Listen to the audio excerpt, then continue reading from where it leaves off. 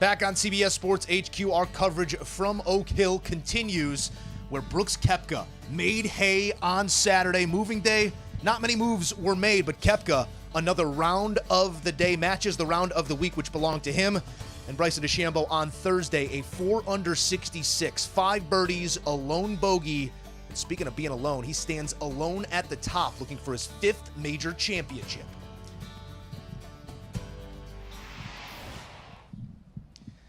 It was a Saturday not for the faint of heart here at Oak Hill, a rain-soaked round 3 of the PGA Championship. Joe Musso, Kyle Porter, Rick Gehman, all down a pair of shoes on Saturday as well, fellas. It was boots on the ground, and it was a soggy ground here at Oak Hill. Brooks Koepka, no problem with the conditions whatsoever, angling for a 5th major championship, and he put himself in position to do so with a 66 here on Saturday. What stood out to you about the performance, KP? Well, he's so unrelenting. You know, the thing I was thinking about Joe as he was finishing up his 2nd straight 66. By the way, it was boots in the ground. I don't think it was boots on the ground. But the thing I was thinking about, I keep going back to his Full Swing appearance, the Netflix documentary that came out 3 months ago, and it was so jarring to see him in such a weird mental space, because that had been the space that he had really occupied from a positive standpoint over the last 5 years, as he won 4 major championships, was in a terrible headspace last year at the majors, really kind of played terrible in them, didn't finish in the top 50, and to see him bounce back at the first 2 majors, to hold the outright 54-hole lead in both of them, mentally, that's so impressive to bounce back from, and I don't know if he's getting enough credit for that over the first 2 majors of the year. In that documentary, he questioned how he could compete with Scotty Scheffler at the time, and he beat him by 7 shots here on this Saturday, the 3rd round of the PGA Championship. I think it's clear that Brooks has all the physical capabilities to go out and take advantage as best you can of Oak Hill, but I thought he was so strategic on Saturday, right? I mean, he played into all the right spots. He did not put himself in any awkward situations. He did not take on the pins that are sucker pins that you're not supposed to try to take on, and he just took the opportunities that Oak Hill presented to him. He never tried to force the issue. He knew that, you know, anything near par would be great. He obviously goes much deeper than that, Joe, but I thought this was super strategic in a way that things that Brooks doesn't get credit for, doesn't get credit for being a good thinker, a good course manager. Yeah. I think that's what he did today. The full confidence is back for Koepka. We'll see if he can capitalize on Sunday. It was a longer Sunday at the Masters, unable to hold off Jon Rahm. He will look to hold off Corey Connors and Viktor Hovland, who are 1 shot back at 5 under. Connors leaking oil on the way home, costing himself that pole position heading to Sunday. So let's go here on Viktor. He was also stoic and measured in his approach, letting the course come to him, something that, Rick, you told us really wasn't a hallmark of his game in the years past. Really not. Yeah, the major championship golf is way different than what you get on the PGA Tour from week to week, and Viktor's still learning what major championship golf looks like.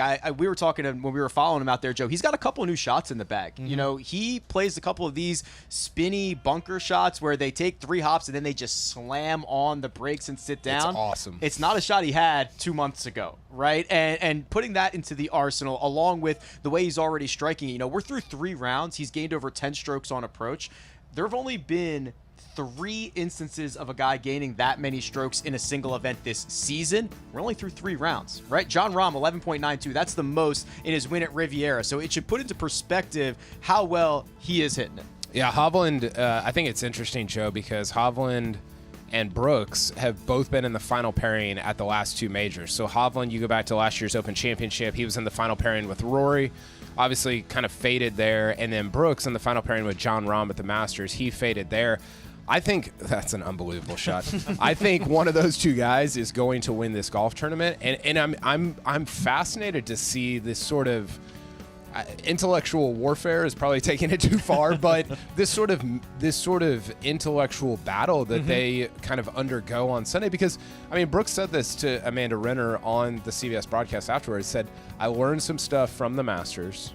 I can't give away those secrets." Well, I want to know what the secrets are, because Brooks has really kind of kicked away some majors that he's either led or been in late since he won that 2019 PGA at Bethpage. Maybe we see a little bit more of an assertive Viktor Hovland playing next to Brooks Koepka on Sunday if he wants to get it done. Going to have to likely make some circles, so dead aim could be an approach, and it's an approach that has not worked for him in the past, as you sort of alluded to there, Rick. We have to take a moment here and talk about maybe the story of the week in Michael Block, the playing professional here, the teaching professional. 70, 70, 70. Yeah. I'm sure there's a lot of guys in this field that would have signed up for that because he's been better than everybody but 8 of them. He's been outstanding. He sat in this chair, talked about his approach, talked about his expectation, and he's sort of moved that expectation. He now has history in the headlights, KP. 1986 was our best finish ever at a PGA Championship by a teaching professional. That was T11. He currently sits in 8th place. Does it come apart on Sunday? It's a rough question to ask, but he's just seems so measured around every corner. Yeah, I think today was the day it was going to come apart, if it was going to. And if I would have told you, Rick, at the beginning of the week that Rory and Michael Block would be playing together on Sunday, what would you have said? Just normal stuff. I mean, it's unbelievable, and I think it's not just the play. I mean, obviously he's been really impressive, but the way he's handled media, the talkbacks that he does during a major championship, he acts like he's been doing this so for much personality.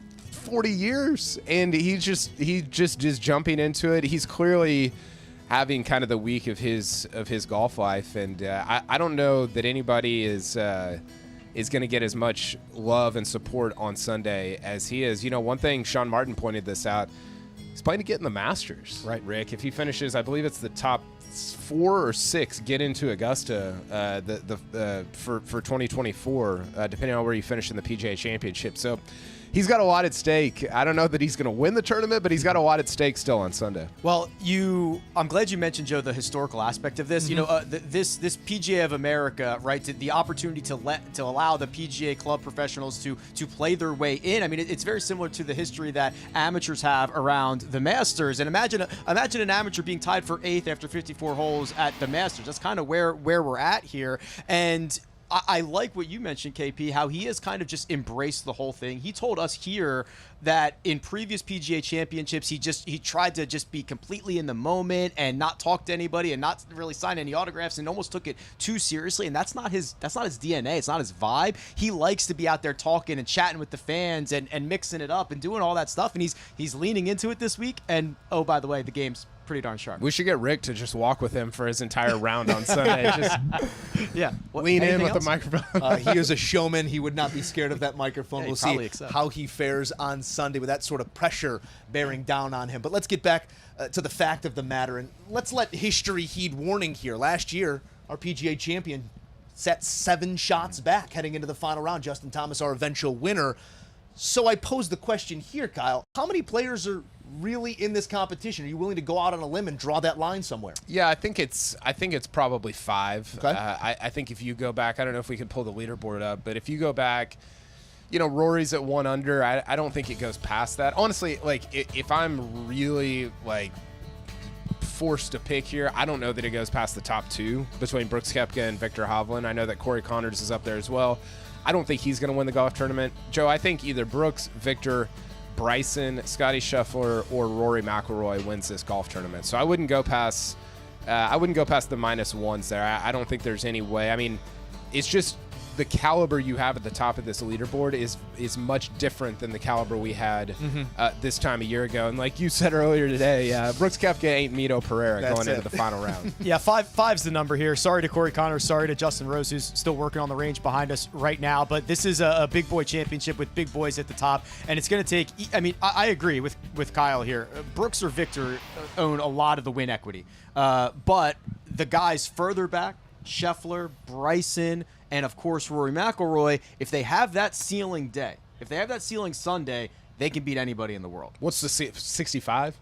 Yeah, and you maybe get a little help from the guys at the top. I mean, we saw Rory and Victor at the Open Championship, a couple shots clear of everybody else, and they're just kind of stuck in neutral all day long, and they get kind of stuck on looking each other in the eye, right? Brooks and Victor could get stuck looking each other in the eye. Okay, just make sure I'm playing match play, and watch out. Here comes Scotty. Here comes Rory. I'm interested to see what this course becomes overnight, how dry they can get this thing to see if that number does not get even deeper at the top. I'm also interested always in a pick from these 2 fine gentlemen. I know you said it's 5 names. I need you to narrow it to 1, Kyle Porter. Who wins the PGA Championship tomorrow? Brooks Koepka wins the PGA Championship tomorrow. Gets his 3rd PGA. He ties Byron Nelson and Seve Ballesteros with 5 major championships.